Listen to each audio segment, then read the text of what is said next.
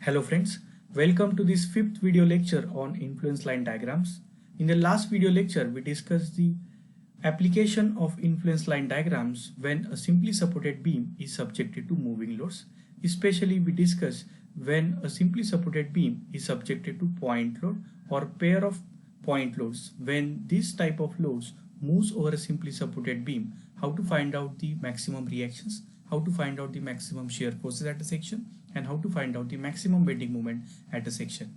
Now in this video lecture, we will be going to discuss the application of influence line diagrams when a simply supported beam is subjected to moving uniformly distributed load. So for this, let us discuss one example.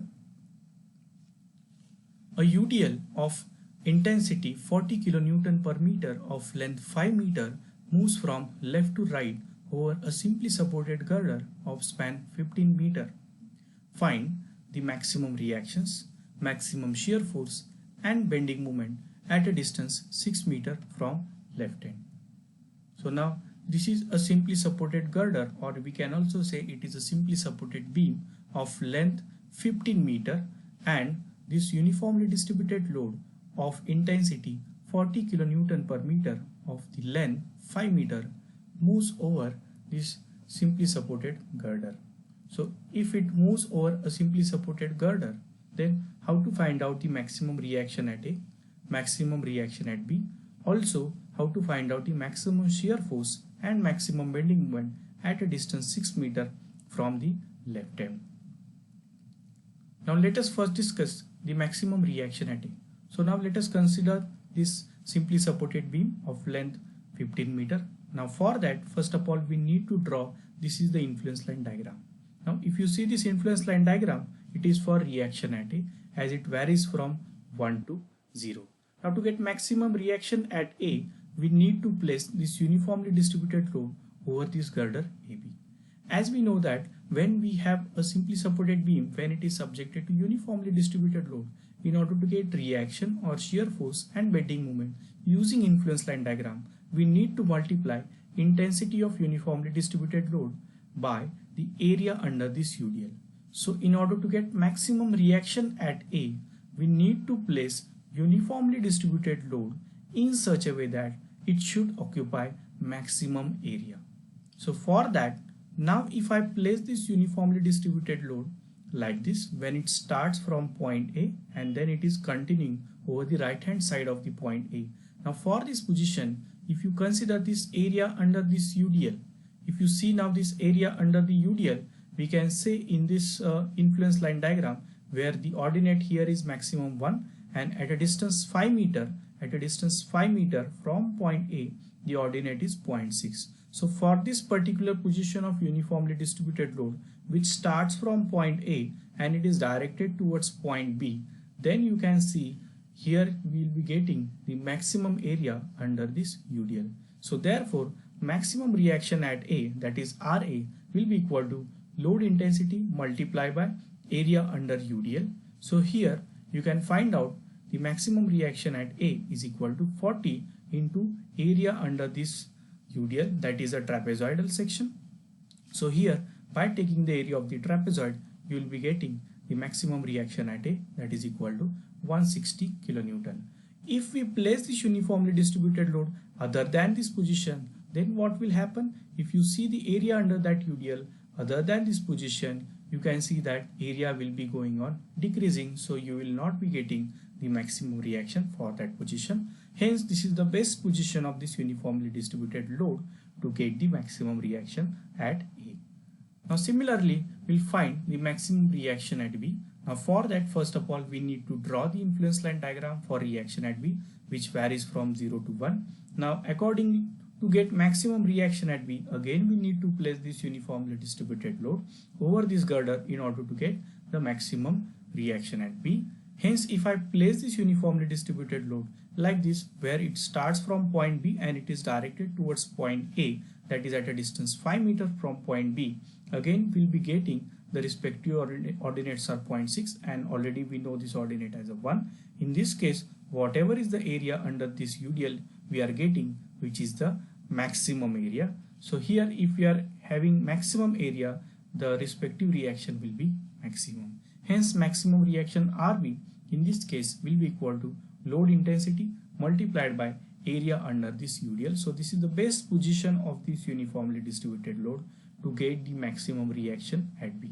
If you place or if you change the position of this uniformly distributed load other than this position, everywhere you can see that the area under this UDL will be going on decreasing. So the respective value of the reaction will not be maximum one. So here again, by taking load intensity multiplied by area, this area is a trapezoid. So by taking the area of the trapezoid, we can find the maximum reaction at B, which is equal to 160 kilonewton.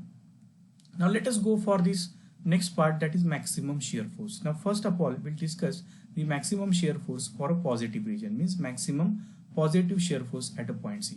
Now for that, again we have to draw the influence line diagram for a shear force at a section C. Now here in this case, you can consider A is equal to, here you can consider A is equal to 6 and B is equal to 9 in this case. So by considering A is equal to 6 and B is equal to 9, you can easily find out the respective ordinates in this influence line diagram for shear force at C. Here it is minus A by L, that is equal to 0.4, and here it is plus B by L, that is equal to 0.6. Now by using this influence line diagram for shear force at a C, we have to first find out maximum positive shear force. Now to find out the maximum positive shear force, no doubt we need to place this uniformly distributed load over this positive region. Now this is the positive region, which is just right hand side of this point C. On right side of this point C, here we are having positive area. So if we place this uniformly distributed load like this, which starts from point C and which is directed towards point B at a distance 5 meter, for this particular position of this uniformly distributed load, first we need to consider the area under this uniformly distributed load. So for this position of this uniformly distributed load, we will be getting the maximum area, again which is a trapezoid. So here this ordinate is already known to us, that is 0.6, and at a distance 5 meter from this point we can find out the next ordinate, that is 0.267 by similarity of the triangle, and then we can find out the maximum positive shear force is equal to load intensity multiplied by area under this UDL.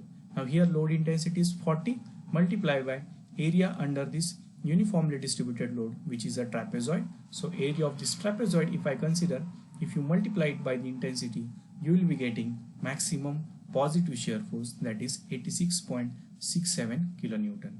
Now similarly, we'll find the maximum negative shear force. Now for that, again we need influence line diagram for shear force at a point C. Now if you observe this diagram, as we know that it varies from here 0 to minus A by L. So this is the negative region of this influence line diagram for shear force at C. So no doubt, to get the negative shear force, that is a maximum negative shear force, we need to place the uniformly distributed load over this negative region. As this negative region is occurred on left hand side of this point C, so we need to place this uniformly distributed load on left hand side of this point C. If you place this uniformly distributed load like this, which is on left hand side of the point C, starting from point C and it is directed towards A. Starting from point C and it is directed towards point A at a distance 5 meter, for this position of this uniformly distributed load, you will be getting this area under UDL here as a maximum one. If you slightly change this position, no doubt the area will be going on decreasing. So in this case, you will be getting the maximum area under this UDL. So here you can find out the maximum negative shear force. Once again, it is load intensity multiplied by area under this UDL. Here again it is a trapezoid. So load intensity multiplied by the area, you will be getting maximum shear force as here 46.667 kilonewton. Now finally, we'll move towards the maximum bending moment at a point C.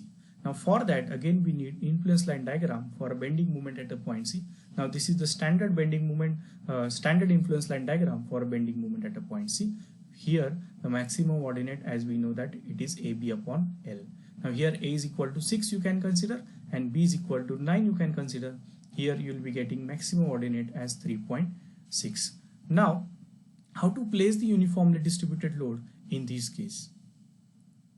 Now there is one condition to get the maximum bending moment when a simply supported beam is subjected to moving uniformly distributed load. The condition is that for a maximum bending moment, the load position should be such that the section divides the load in the same ratio as it divides the span. Now let us discuss how we can find the maximum bending moment. Now for example, if I place this uniformly distributed load like this, where the distance of the left hand or left edge of this uniformly distributed load from point C, it is for example x. So if this distance is x, the remaining distance will be phi minus x. So if you say this remaining distance will be phi minus x. So now we have to place this uniformly distributed load.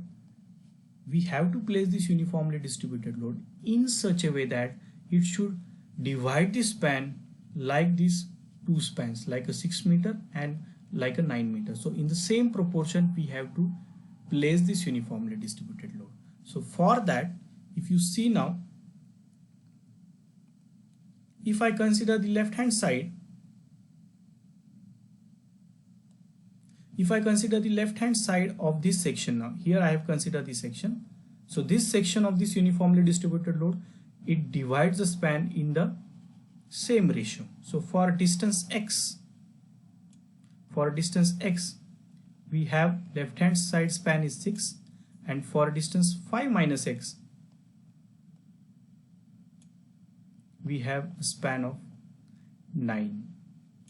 So your distance x and phi minus x should be in proportion of this 6 and 9. So in order to get it in proportion, if you see the next equation now, if you see this next equation now, x upon phi minus x is equal to 6 upon 9.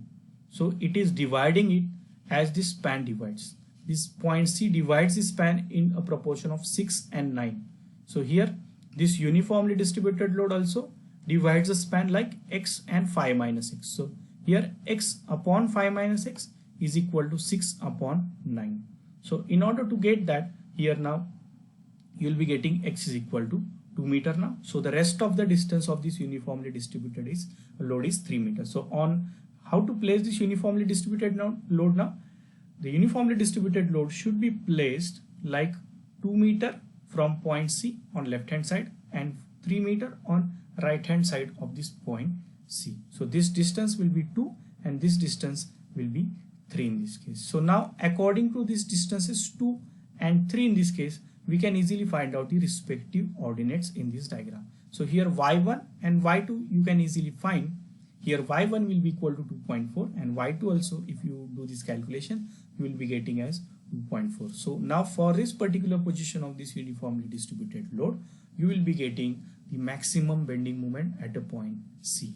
So if you see now this area under UDL, there are two trapezoids. So while finding the maximum bending moment at a point C, you need to consider area of these two trapezoids. So finally, maximum bending moment at a point C will be equal to load intensity multiplied by area under this UDL. So here load intensity is 40 and area under this UDL, there are two trapezoids. So here this is the area of first trapezoid, this is the area of the second trapezoid. You just multiply it by the load intensity, you will be getting the maximum bending moment at a point C. So in this way, we can place this uniformly distributed load and then we can find out the maximum bending moment. Thank you.